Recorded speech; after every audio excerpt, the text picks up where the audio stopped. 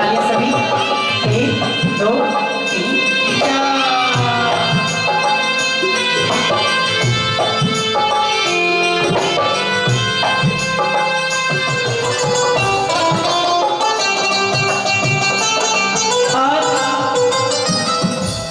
जब बहन विदा होती है तो सबसे पहली मुलाकात होती है उसके उस भाई से जिससे वो सबसे ज्यादा लड़ाई झगड़ा करते हैं। आज आंखों ही आंखों में बातचीत हो रही, कहती है कि देख इसका बहना को भूल मत जाना मेरे भैया,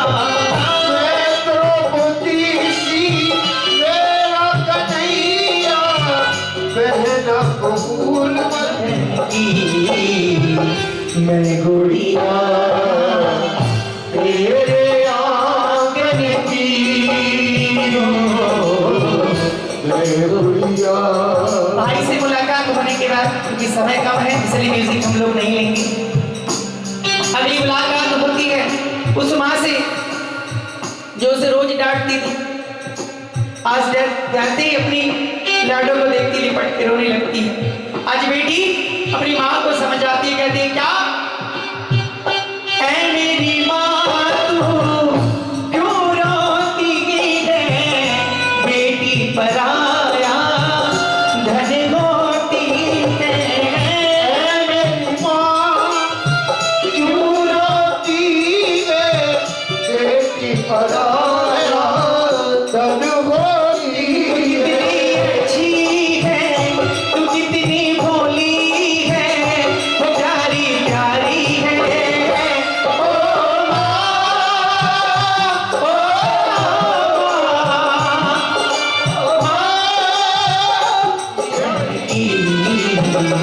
मैं गुड़िया तेरे आंगन की गुड़िया। उसके बाद बारी बारी से मुलाकात सबसे होती है, चाचा से, चाची से, ताऊ से, ताई से, लेकिन एक चेहरा ऐसा है जो आज नजर नहीं आ रहा। दूर खड़े क्यों बाबुल प्यारे, छोड़ दिया मुझे किसी के सहारे, दूर बाबुल प्यारे, छोड़ दिया मुझे किसके सहारे। उंगली पकड़ के तूने चलना सिखाया था ना, दहलीज दर्दी की पारी लगा के, बाबा में तेरी कलिका टुकड़ा हूँ मैं तो दिल का, एक बार फिर से दहलीज पारी लगा दे, ओ मुड़ के ना देखो दिल भरो, दिल भरो। और एक बेटी नहीं हो सकती है, पिताजी सुना लिखो अखियों में पानी दे गई, दुआ में मीठी गुड़गानी ले गई,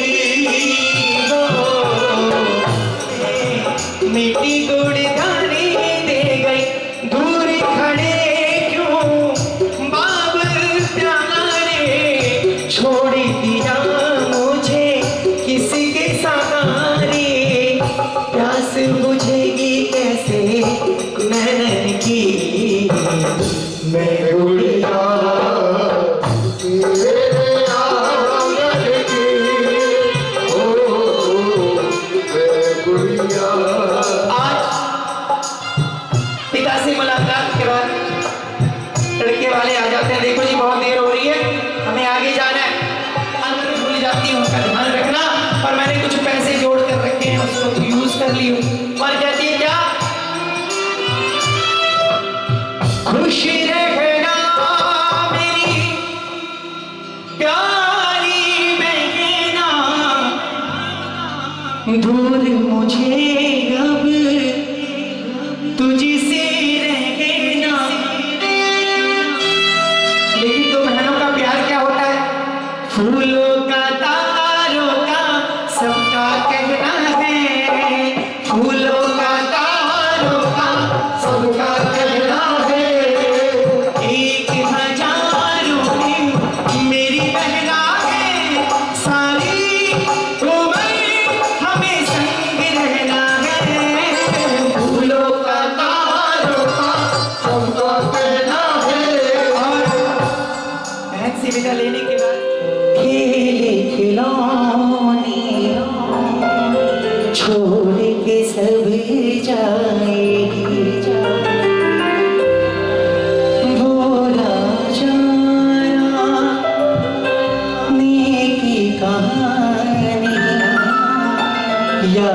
बहुत रोकर भी बाबुल का घर छोड़ के बेटी पिया के घर चली। ये कैसी घड़ी आई है, मिलने हैं जुदाई है।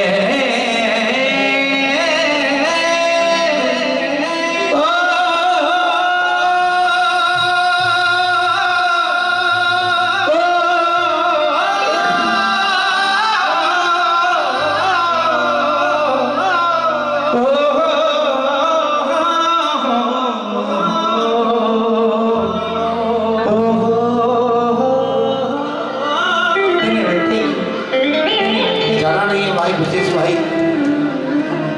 तुझे सा और न कोई, जब जब टूटा मेरा खिलौना, मुझसे पहले तू रोई है, तेरी तुलना न कोई।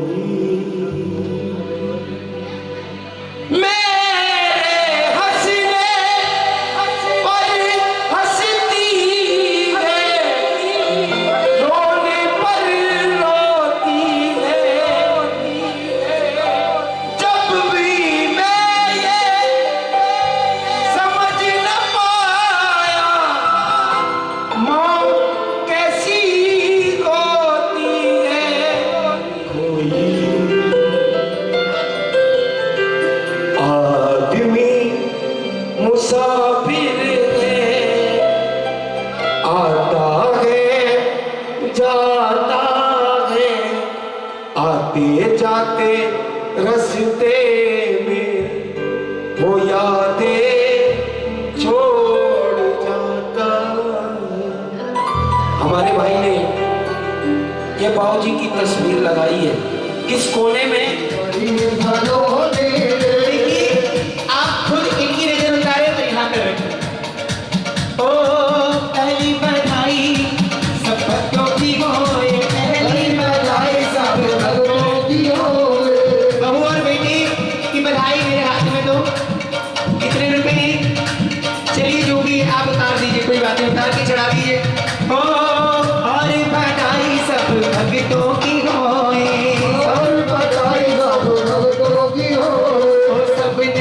खुशियाँ मनाई जोड़ी जोड़ी की बड़ी सलोनी रे। कोई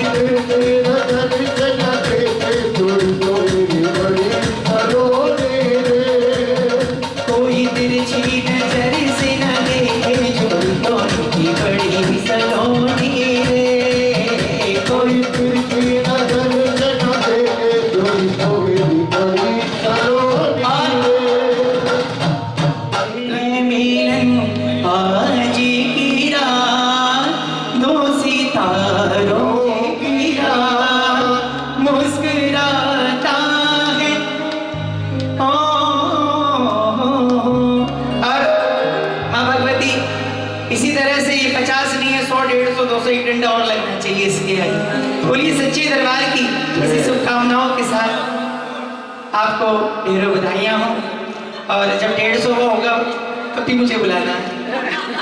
मैं रहूं ना रहूं, लेकिन हमारे बाबूजी और ये इसी तरह से चलते रहे। बोलिए सच्ची दरबार की। और माँ भगवती की अपार कृपा है आप सभी भक्तों पर, जो आज मेला लगा हुआ है।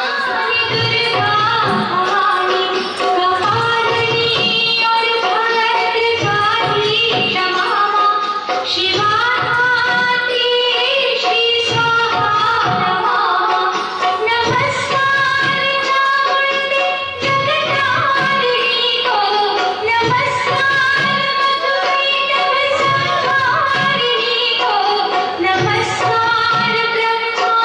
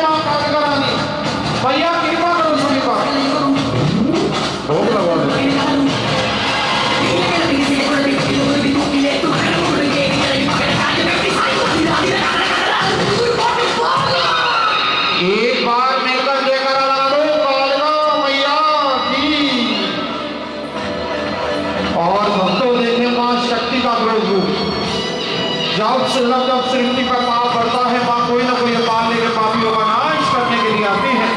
पड़ा है पाप का युग पर दुष्टों का संहार करने के लिए माँ रणभूमि में खुदी है।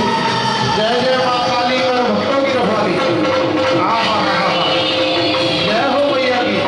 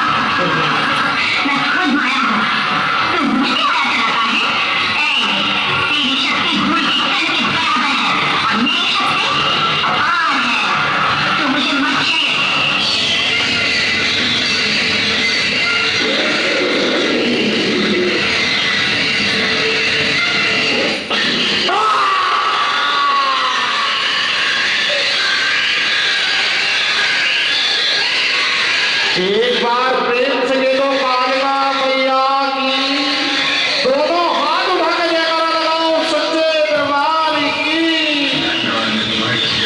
हट जाओ भैया।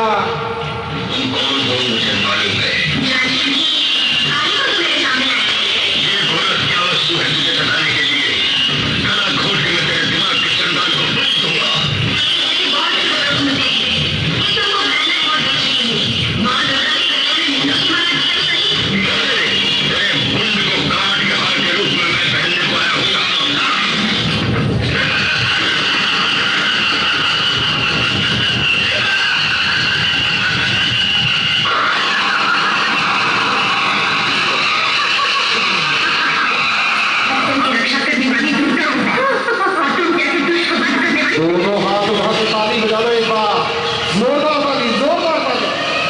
दुष्टों का संहार करती माँ कालिका। जय जय माँ कालिका रानी करो कृपा मैया। पड़ा है पाप का युग यह युगों तक ये मिल सकता रहा।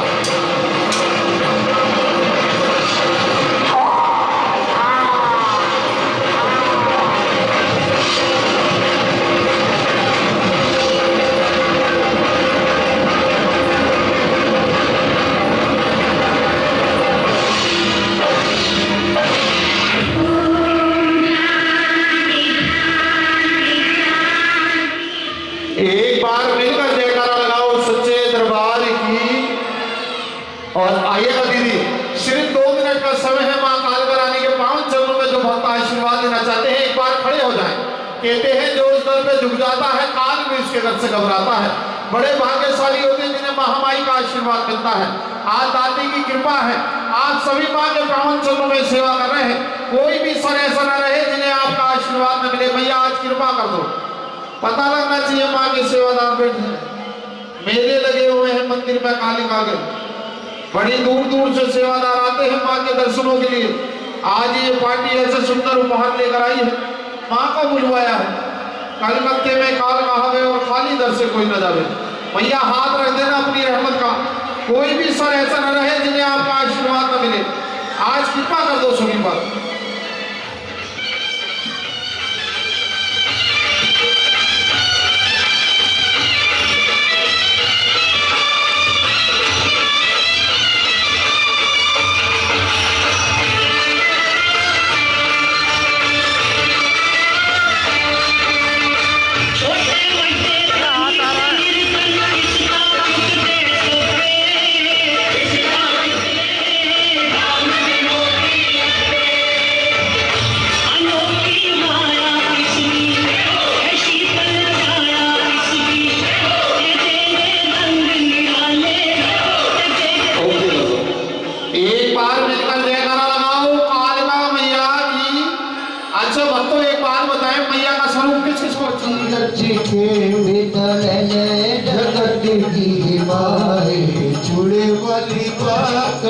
और चढ़ावन सात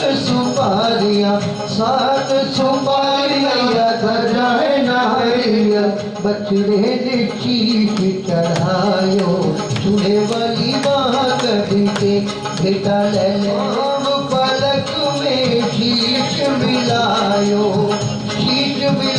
मैया जोड़ मिलायो तेरी हो रही जय जयकार चूड़े वाली माँ कभी के बेटा ले जगत की माए चूड़े वाली माँ रच रच के चूड़े वाली माँ कट के नदी वाले हट रच के बेटा ले जगत की माए चूड़े वाली माँ कट के सिमर चरण तेरा नंदलाल गावे तेरा भोला यश गावे तेरा ध्यानु यश गावे नंदलाल यश गावे उमड़ यश बोल चूड़े वाली माँ कड़ी के बेटा ले जगत की माए चूड़े वाली माँ कड़ी के वो चूड़े वाली माँ कड़ी के नदी वाले हट रच के ओ चूड़े वाली माँ कड़ी के नदी वाले हट रच के बेटा ले जगत की माँ चूड़े वाली माँ कड़ी के बेटा ले जगत की माँ चूड़े वाली माँ कड़ी के चूड़े वाली माँ कड़ी के।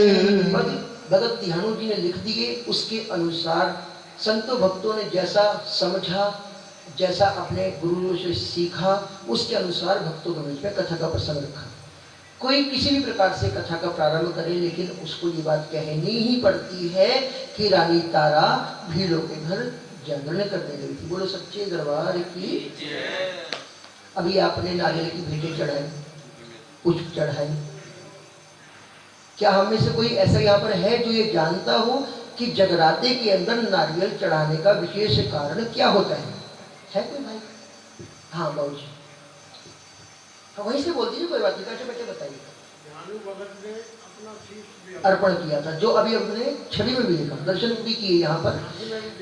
हाँ बहुत अच्छी बात बताई बाबू जी ने। जी जी हाँ बिल्कुल सच्ची बात कही। आइए आपकी बात में उनको मैं थोड़ा सा और विस्तार से भक्तों को बता देता हूँ, संगत बैठी है सभी को बताता हूँ, क्योंकि इतनी उम्र नहीं है, लेकिन गुरुओं से जितना भी सीखा भक्तों के बीच में वह प्रसंग रखने का प्रयास कर रहा हूँ।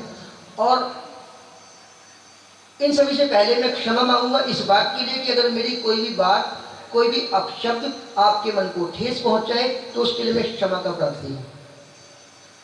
गुरुजन बताया करते हैं, आगरा के रहने वाले भगत ध्यानु जी दिल्ली होते हुए नगरकोट जाया करते थे हर साल की भांति। इस बार भी जा रहे थे, जय माता दी करते हुए। भैया फोन की आवाज कम कर दीजिए ना, आवाज आ रही।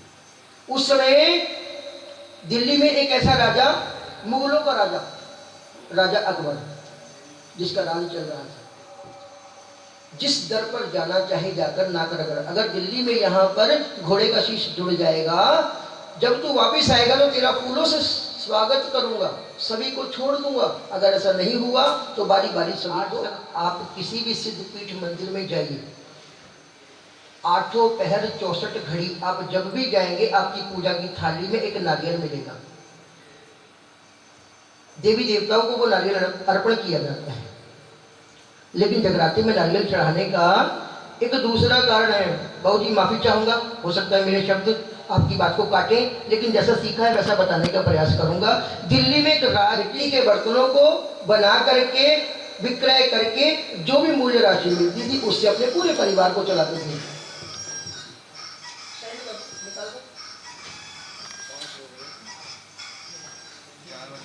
हाँ बिल्कुल, नहीं 5 का अलार्म है। ये बताता है कि मेरा प्रारंभ यहाँ पर समय हो रहा है। अब जल्दी से प्रसाद बांटो और अगले की तैयारी करो। हाँ, नहीं ये इसने मुझे अंदेशा दिया है, लेकिन यहाँ पर विस्तार से कथा हो रही है ना। तो जो भी विक्रय मिलता था उससे पूरे परिवार का गुजर बसर किया करते थे। कुम्हार थे नंदलाल जी, रोज प्रातः काल में जंगल में जाकर के मिट्टी खोद करके लेकर आया करते थे। आज जैसे ही मिट्टी खोदने का अवसर मिला, पहली कुदाल धरती पर मारी, धरती से एक दूध की दहाड़ निकल करके आई। कुछ समझ में नहीं आया। करिश्मा महारानी का चमत्कार। जैसे दूसरी कुदाल मारी, जैसे मानो धरती का सीना चीर करके एक नन्ही सी माँ की प्रतिमा निकल करके बाहर आई। माँ की नन्ही सी प्रतिमा को अपने हृदय से लगाया, मानो जैसे साक्षात माँ मिल गई हो। माँ को हृदय से लगाया, अपने घर गए, अपने घर को गोबर से मिट्टी से लीपा, पवित्र किया, स्वच्छ किया। आज भी गांव के घरों में पूजन से पहले मिट्टी और गोबर से घर को पवित्र किया जाता है। माँ की प्रतिमा को स्थापित किया और आंख बंद करके माँ के नाम की जयकारे करते हुए माँ के नाम का रत जगात किया। यही प्रातः काल का समय हुआ जिसमें माँ को उस नन्ही सी प्रतिमा से माँ ने नंदलाल जी को प्रत्यक्ष रूप दर्शन दिए कि नंदलाल मैं तेरी भक्ति से इतनी खुश हुई हूँ, इतनी प्रसन्न हुई हूँ, मांग मुझसे वरदान, तू क्या चाहता है। नंदलाल को नहीं आया समझ कुछ भी। माँ आप सारे संसार को देने वाली है, भला मैं आपको क्या दे सकता हूँ, तुच्छ सा प्राणी। तो नंदलाल तूने मेरी भक्ति की, मुझे बुलावा दिया, मैं ऊंचे ऊंचे पर्वतों को छोड़ करके तेरे घर आई हूँ, भेंट तो तुझे देनी ही होगी। कुछ समझ में नहीं आया। माँ के समक्ष अपने शीश को अर्पण कर दिया। माँ ने भी जरी जरी कला दिखलाई, नंदलाल को पुनः जीवित कर दिया। नंदलाल खड़ा हो गया। माँ कैसी परीक्षा, कैसी लीला आपकी। आपने भेंट मांगी, मैंने शीश आपको अर्पण किया, आपने मुझे पुनः जीवित कर दिया। कि नंदलाल मैं तेरी भक्ति से बहुत प्रसन्न हूं, आज तू जो कहेगा वो वरदान मैं तुझे देकर जाऊंगी। नंदलाल ने कहा माँ आपकी भक्ति होती आई है, होती रहेगी, लेकिन कोई भी भक्त ऐसा नहीं होगा तुम्हारे समक्ष अपनी उंगली भी काट करके चढ़ा देगा। राजा जी को माँ का दीदार हुआ, दर्शन हुआ सपने में। माँ ने राजा जी को वरदान दिया, आने वाले कुछ वर्षों बाद तुम्हारे घर राजा जी 2 कन्याओं का जन्म हुआ। चारों बड़ी इच्छाओं के अंदर पहली कन्या का जन्म हुआ। संतों भक्तों को बुलवा लिया गया। भक्तों ने कोटी पतला खोल करके बड़ी कन्या का नामकरण कर दिया कि जब तक सूरज चांद सितारे रहेंगे राजा जी, ये कन्या तुम्हारा और तुम्हारे कुल का नाम सदा सदा के लिए रोशन कर जाएगी। इसलिए हम सभी मिल करके इस कन्या का नाम रख देंगे। एक नाम रखा गया। क्या नाम रखा? बुलवाया गया। कोटी पतला खोल कर जैसे ही भक्तों ने देखा, सर पकड़ के बैठ गए। महाराज छोटा मुंह बड़ी बात हो जाएगी, इस कन्या ने जन्म लिया है आपके घर में, लेकिन आपके नसीब में इसका पालन पोषण नहीं है। इसने भीलों के घर जाना है जहाँ इसका पालन पोषण होगा। राजा जी कहने लगे अभी तो इस कन्या ने जन्म लिया है, आप कहते हो भीलों के घर जाएगी, ये कैसी बात। वहीं पर एक विद्वान, एक पुरोहित हैं, बुजुर्ग हैं, उन्होंने राजा जी को बात समझाई। राजा जी इस कन्या के मस्तिष्क की रेखाओं को देख करके मुझे इस कन्या के पिछले कई जन्मों को ध्यान आ रहा है। तो सुनिए, पहले जन्म में ये इंद्र के दरबार की 2 अप्सराएं बनी, धरती पर घूमने के इरादे से, भ्रमण के इरादे से जब ये आई तो धरती पर एक ऐसे व्रत का आयोजन हो रहा था जिसमें चावल का इस्तेमाल नहीं होता। व्रत कौन सा व्रत? एकादशी। बहुत मुश्किल व्रत होता है सब। एकादशी में रखा जाता है, महारानी का, प्रभु का, परमेश्वर का, अपने इष्ट का ध्यान लगाया जाता है। द्वादशी में प्रभु को भोग लगाने के बाद प्रसाद ग्रहण भी करना पड़ता है। अगर ऐसा नहीं हुआ और त्रयोदशी 13वां दिन अगर लग जाए तो माना जाता है बिना अन्न जल ग्रहण किए इस व्रत को आने वाले 15 दिनों तक बड़े संभाल कर चलना पड़ता है। एकादशी का व्रत रखने के बाद द्वादशी को प्रभु को भोग लगाकर प्रसाद ग्रहण कर लेना पड़ता है, तब जाकर व्रत संपूर्ण होता है। लेकिन आजकल व्रत रखना एक फैशन है। हम लोग व्रत रखेंगे बाद में तैयारी की। छोटी बहन को कहा बाजार में जाओ, फल और आहार लेकर के आना, अपने प्रभु को, परमेश्वर को, माँ भगवती को भोग लगाएंगे, जो भी पुण्य मिलेगा पूजा का वो ग्रहण करके हम दोनों बहनें स्वर्ग की ओर प्रस्थान करेंगे। छोटी बहन ने हाथ जोड़े, आज्ञा ली, बाजार गई। एक मंदिर के बाहर प्रसाद बट रहा था, सोचने लगी द्वादशी चल रही है, भोग ग्रहण कर लेना। प्रसाद दोने में जो था वो किस चीज का था? किस चीज का? बाबू जी आप बिल्कुल कथन सही बता रहे हैं, जैसा किसी ने बताया। लेकिन सच्चाई ये है कि मांस और मदुरा नहीं था, मीठे मीठे पीले पीले चावल। क्योंकि हम सभी जानते हैं ये देवी देवता हमारे माता पिता से कम तो नहीं है। 3 साल की बच्ची हो या 80 साल की माता जी, ये तो उसकी भी माता जाती है। ये देवी देवता हमारे माता पिता से कम नहीं होते। और कोई भी माता पिता या देवी देवता ये बात नहीं कहता कि जिसको हमने जन्म दिया हो उसी को काट करके प्रसाद बना देना। मन के भाव अपने, दोषी देवी देवता। प्रसाद बनाना, भोग लगाना, माँ को प्रसाद अर्पण करना। उसके बाद देवी देवता ये कहते हैं उसके बाद तुम्हारी मनोकामना पूरी होगी। भद्रकाली घरानों में है, लेकिन करते क्या है? एक पशु को लाए, एक हल्का सा कान के ऊपर कट लगाया और उसको जीवित छोड़ दिया। जितने भी बलि वाले आएंगे सबसे पहले वो कान चेक करते हैं, अगर कट लगा है तो माँ भगवती के नाम का वो छोड़ के रखा है, उसको वो हाथ नहीं लगाएंगे। ऐसा नहीं होता। क्या प्रसाद लेकर है? क्या तुझे नहीं पता इस व्रत के अंदर चावल का इस्तेमाल बिल्कुल नहीं होता? छोटी बहन हाथ जोड़कर खड़ी हो गई कि बहना जाने अनजाने मैंने तो इस प्रसाद का भोग भी लगा लिया है कि आज के दिन जो चावल खाए मानो जैसे कीड़े मकोड़े ही खाता हो। मैं तुझे श्राप देती हूँ, तू अगले जन्म में कीड़े मकोड़े ही भोग लगाए। पहला श्राप दिया। श्राप तो मिल गया, हाथ जोड़कर बैठ गए कि हे मेरी बड़ी बहना, श्राप मुझे मिला, उसी क्षण तुझे इस जन्म से मुक्ति भी मिल जाएगी। राजा जी को ये बात सारी बता रहे हैं कि राजा जी वह समय बीत गया, वह जन्म बीत गया। राजा जी आयोजन कराओ, सभी देवी देवताओं को, संतों महंतों को, ऋषि मुनियों को, यहाँ तक कि पांडवों तक को निमंत्रण दे दो। सभी को निमंत्रण दिया गया। यज्ञ संपूर्ण होने की बारी, सभी बारी बारी आकर आहुति देने लगे। लेकिन दुर्भाग्यवश राजा जी ऋषि दुर्वासा जी को निमंत्रण देना भूल गए। बड़े क्रोधित ऋषि स्वभाव से। अगर कोई जा रहा है प्रणाम नहीं किया तो क्रोधित हो गए, देखकर प्रणाम नहीं किया जाते रहो। और किसी ने गलती से प्रणाम कर दिया। जब इस बात का पता लगा, अच्छा मेरे बिना ही पूरा यज्ञ संपूर्ण करने की बारी आई, यज्ञ तो संपूर्ण कर दो लेकिन मैं इसको पूरा नहीं होने दूंगा। अपना आकार, अपना स्वरूप एक बाज का बनाया, एक पक्षी का बनाया। जंगल में गए, एक मरे हुए सांप को अपने पैरों में उठाया, पंजों में उठाया और उड़ते उड़ते उस स्थान पर चले गए जहां पर भंडारा बन रहा था।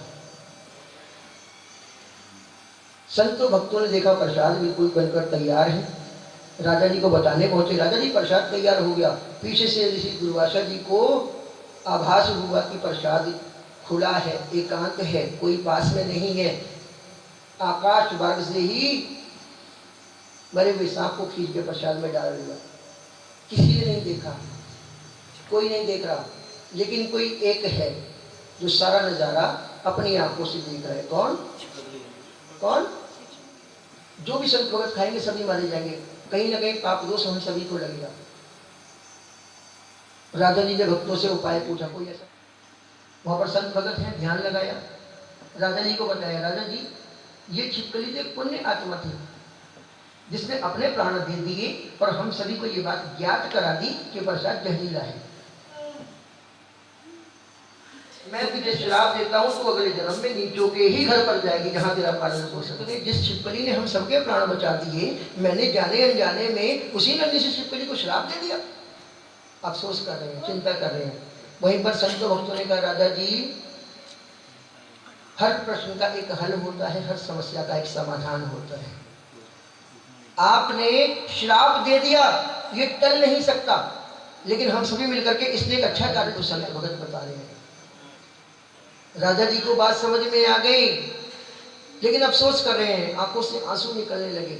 नन्ही सी कन्या अभी तो जन्मी है, आप कहते हो छोटी बच्ची विदा होती है, जब बच्ची बड़ी होकर विदा होती है तब बुरा हाल होता है। ये तो अभी अभी जन्मी है, क्या हाल बख्श बैठे हैं, आप माँ को निहार रहे हैं और ध्यान दीजिए माँ भी आप ही को निहार रही है। सब दर्शन माँ के जोत में होते हैं, न जाने किस रूप में किस रंग में आकर के माँ भक्तों को दर्शन देने आई। इसलिए बार बार जब भी समय मिले दोनों हाथ कांधे से ऊपर उठा करके माँ के, मुझे याद हो नहीं आ रहा है, आइए बहुत खजाना लेकर जाए, दौड़ करके आओ। भीलराज आज्ञा, ब्राह्मण देव जैसा आप बताएंगे वैसा हो जाएगा। कि भीलराज मैं भी तुझे वचन देता हूं, देख चमकता हुआ संदूक बहता हुआ जा रहा है, न जाने किस देश का माल खजाना है, तू अगर निकाल करके ले आएगा तो बाहर जितना दिखाई दे रहा है वो मेरा, और अंदर जितना माल खजाना वो सब तेरा। पंडित जी ने चतुराई दिखाई, अंदर पता नहीं क्या होगा, होगा या नहीं होगा वो इसके सर मन, लेकिन जो दिखाई दे रहा है मानो जैसे माँ का ही आदेश हुआ हो। उस कन्या को वह संदूक धीरे धीरे रुकते रुकते रुकते रुकते भीलराज के हाथों में आ गया। संदूक को भीलराज ने निकाला, घाट पर लाकर पंडित जी के सामने लाकर जैसे ही खोल कर देखा, पंडित जी की आंखें यूं बड़ी बड़ी होगी, फटी की फटी रहेगी। मेरे घर तो पहले ही 6-6 कन्या आए, मैं इस कन्या का क्या करूँगा। अभी पंडित जी सोच ही रहे हैं, यहाँ भीलराज ने मन ही मन माँ से प्रार्थना की, माँ मैंने सोचा सा चमत्कार दिखा दो। पंडित जी अपने आप इस संतान को मेरी झोली में डाल, मन ही मन सोच ही रहे हैं।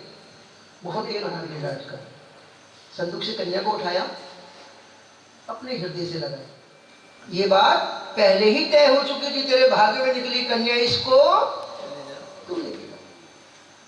लेकिन हाँ रुकते रुकते तेरे पास आई है, प्रत्यक्ष है, ये चारों दिशाएं, ये रात्रि, ये चांद, ये सितारे, आ जाओ माथा टेको और माँ के समक्ष कुछ भी अर्पण कर दो, जो मन का भाव हो।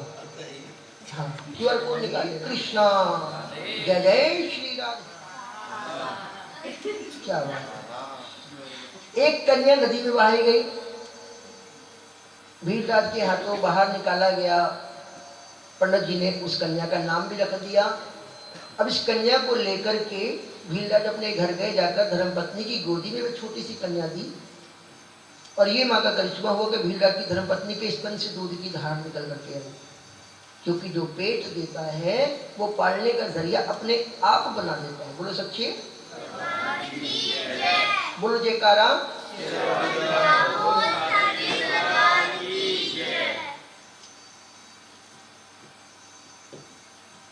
आजकल माएँ मॉडर्न हो गई। पहले जब बच्चे छोटे छोटे से हुआ करते थे तो माँ उनको धीरे धीरे बड़ी होनी चालू हो गई, विवाह के योग्य हो गए। हरिनगर के राजा हरिचंद जी के साथ में तारा जी का विवाह हुआ। उसी राज्य में कलवा नामक भील है जिसके साथ में रुक्मण का विवाह भी करा दिया गया। जिस राज्य में रुक्मण ब्याह करके आई है, रुक्मण नहीं जानती कि एक और कन्या ब्याह करके आई, रानी महारानी बन गई, उसी की सगी बड़ी बहन है, जानकारी बिल्कुल भी नहीं। रुक्मण की सासू माँ रोज महलों में साफ सफाई का काम है, आयु है, आप आराम कीजिए, मुझे बताइए कहाँ पर जाना होता है, आपके स्थान पर आज के बाद मैं सफाई का कार्य करने जाया करूँ।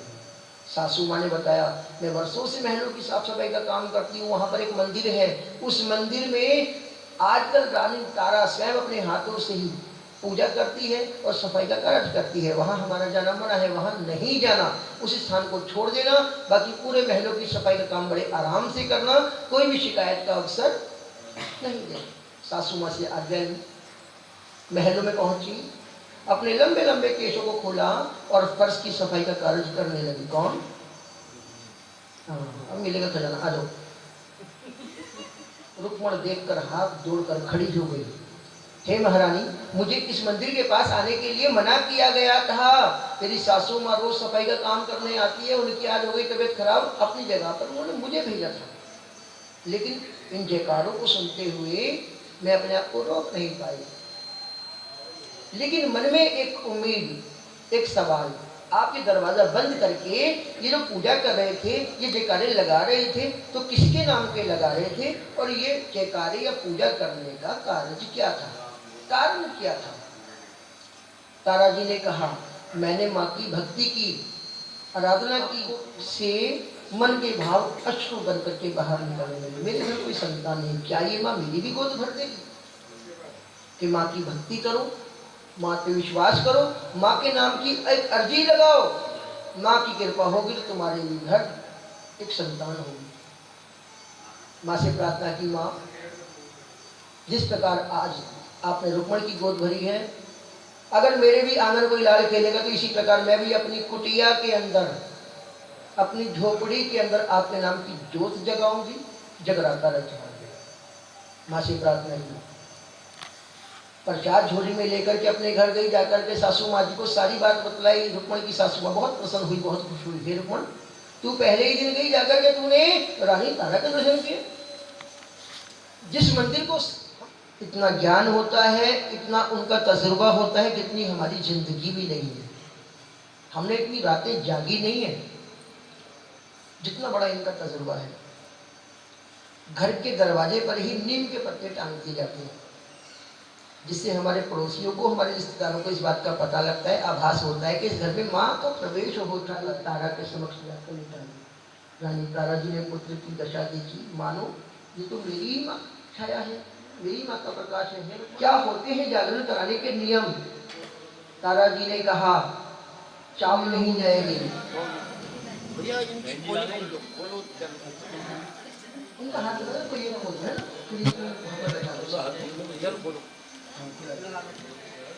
अब राजा जी के हाथों में दर्द हो रहा है, पीड़ा हो रही है, जख्म हो चुका है। हाय तारा, हाय तारा, हाय तारा, मेरे हाथों में जख्म है, पीड़ा है, दर्द से जाती हूँ, अपनी पट का सिनारा दे तारा, ताकि मुझे नींद आ जाए। राजा जी की दशा देख रानी तारा ने अपनी पट का सिनारा दिया राजा जी को, अपने आंचल से राजा जी की सेवा करने लगी, पसीना पोछा, हवा के तो आदेश अनुसार मैंने रुक्मण को वचन दिया कि आज की रात उसे जा उनके घर मैंने यादन करने जाना है, और माँ तुम जानती हो हमने नहीं जा सकती। अब तक तो तारा जी जिद कर रही थी भाई जाना है। अब ऐसा क्या हुआ, क्या घटना घट गई? अब तारा जागरण करने रुक्मण के घर जाना नहीं चाहती। कारण क्या है, क्यों मना कर रही है कि अब नहीं जा सकती? तारा को क्या तकलीफ है, वो क्यों जाने से मना कर रही है? डर से मुक्ति हो गया। हाँ, ये बात ये राजा मना कर रही है, जाना नहीं, जाना नहीं है। लेकिन तारा क्यों मना कर रही है? घड़ी की सुई यहाँ पर आ गया कर रही। सारी तकलीफें राजा जी को, परेशानी राजा जी को। तारा चोरों से पीछा छुड़ा करके भीलों की नगरी में पहुंची। रुक्मण भील के घर जाकर के इसी प्रकार एक ज्योत जगाई। उसके चारों तरफ रुक्मण का पूरा परिवार बैठा है, संत भगत ऋषि सभी को बिठा के रखा हुआ है, सारे भगत बैठे हुए हैं। और वहां पर माँ के नाम के जयकारे लगने लगे, माँ के नाम के भजन होते रहे, माँ के नाम का कीर्तन होता रहा, माँ के नाम का उच्चारण होता रहा। बहुत जोर जोर से आवाजें लगाई जा रही है, जय घोष किया जा रहा है, जयकारे लगाए जा रहे हैं। सुनना चाहेंगे जयकारा? सुनना चाहेंगे? मुझे पता था।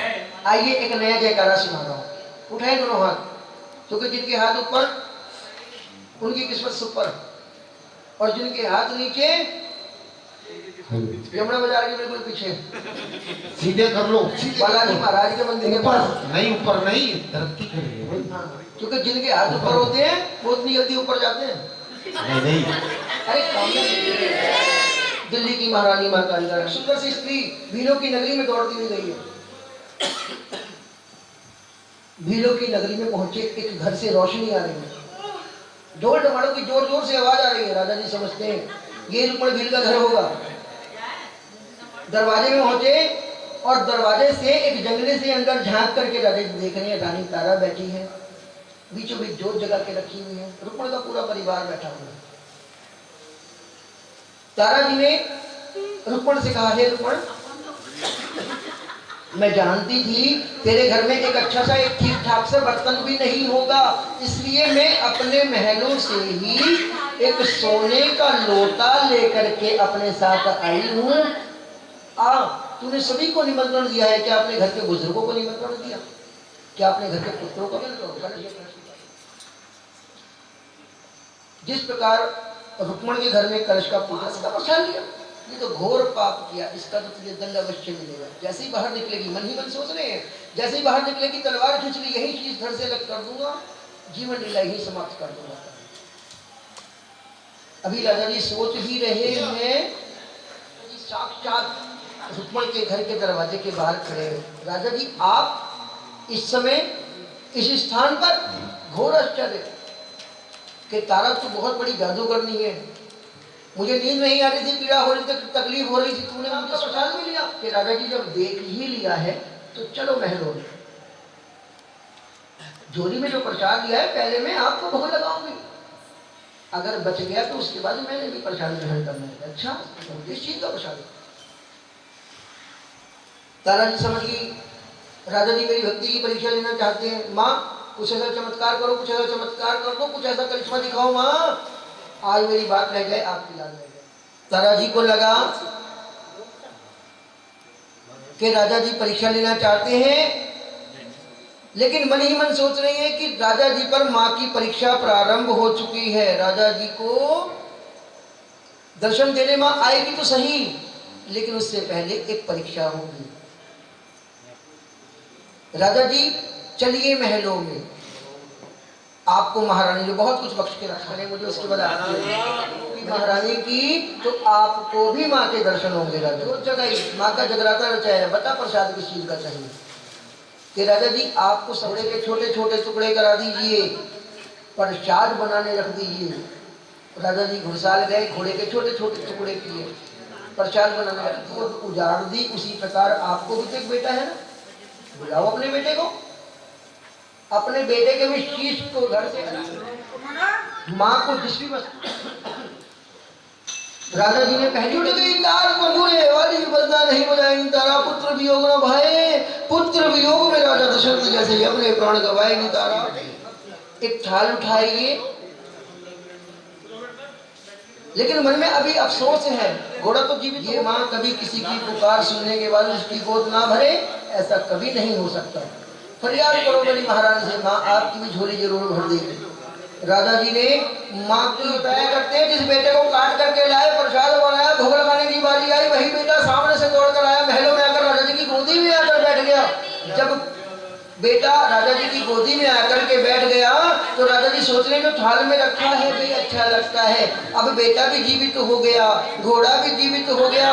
अभी तक राजा जी गम के आंसुओं से रो रहे थे, अब खुशी का ठिकाना नहीं है, आंखों से आंसू नहीं रुक रहे हैं। उन्हीं आंसुओं से माँ की जोत के पास जाकर के, माँ की पवित्र जोत पर राजा जी के मन की इच्छा है कि आपका दर्शन करना चाहते हैं। बचपन से लेकर आज तक मैंने माँ आपकी भक्ति की है, पूजा की है, तपस्या की है, आज आपको आना होगा, फल देना होगा, राजा जी को दर्शन दिखाना होगा। शेरावाली माई जी का